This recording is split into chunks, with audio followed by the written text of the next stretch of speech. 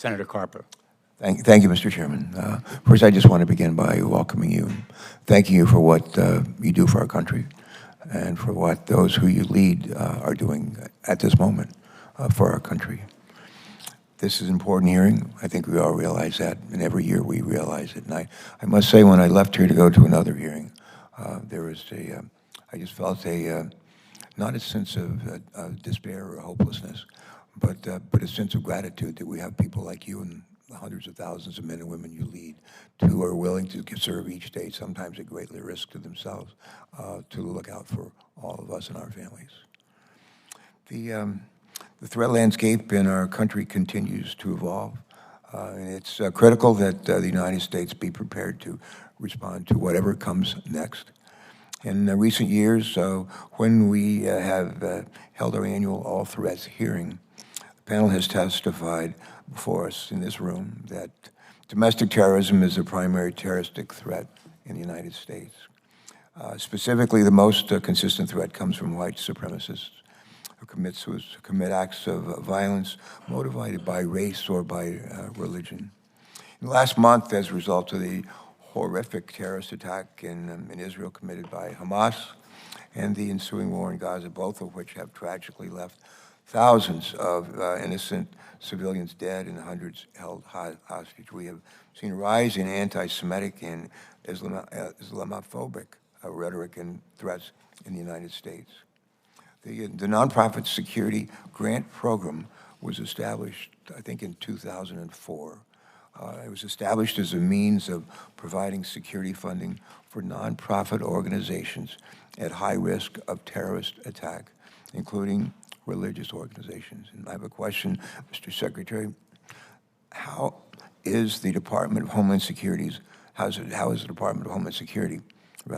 communicating with high-risk communities about this grant program in light of the increase in reports of threats against Jewish, against Muslim and Arab communities and institutions? Senator, first and foremost, thank you for always being a champion of the men and women of the Department of Homeland Security and across the federal enterprise. Your words of praise, sometimes delivered from the Senate floor, reverberate throughout our department and are profoundly appreciated by all. The Nonprofit Security Grant Program is a critically important tool in equipping places of worship, schools, other nonprofit organizations with the funds they need to build their own security so that their members can be safe and secure. We have seen in this administration an increase in the funding for that nonprofit security grant program. We have, specific to your question, Senator, engaged in extensive outreach to communities of all faiths to make sure they're aware of the program. We've also made the application process easier so that it is more accessible, because we well recognize that there may be target-rich institutions that are resource poor, and we have to make the program available to all. Good, thanks for that. Another question, if I could, Mr. Secretary, for you. Early this month, President Biden announced a supplemental funding request, as we all know, that includes $13.6 billion to address the needs at our border. The request would allow DHS to fund efforts to counter fentanyl trafficking, support border operations and personnel needs, and support state and local organizations that pay for shelter and services for migrants released from DHS custody. My question, Mr. Secretary, is could you just expand for us for a few minutes on this supplemental request and share with us, if you would, why the funding for these efforts in your departments is so critical?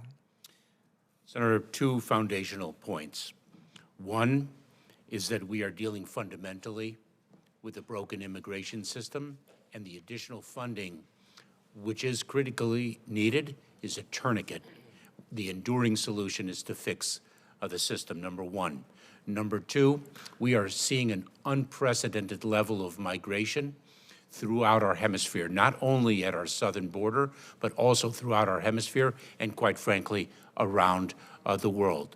What we have sought through our supplemental funding request is additional resources in a number of different ways.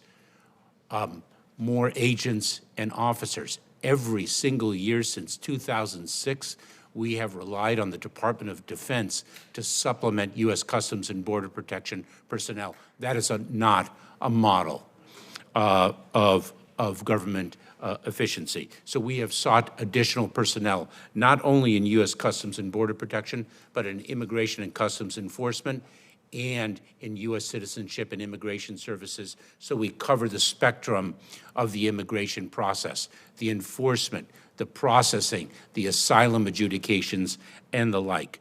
We have sought additional funds for facilities, detention facilities, to ensure that we can continue to expand our implementation of expedited removal, soft-sided facilities, given the number of individuals we have to process.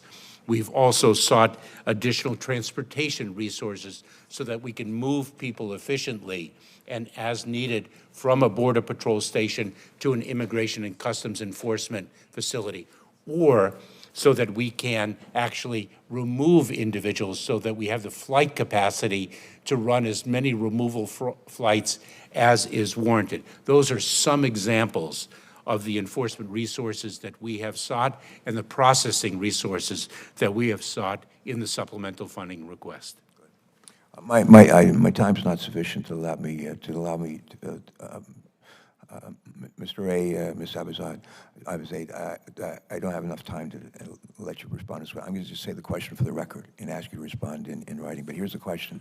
If you would, Director Ray and Director Abizad, how has Iran's role, either directly or indirectly, in the ongoing conflict in the Middle East impacted the threat landscape in the United States? And if you could respond to that for the record, I'd be most grateful. Thank you all again for your service and for your leadership. Thank you.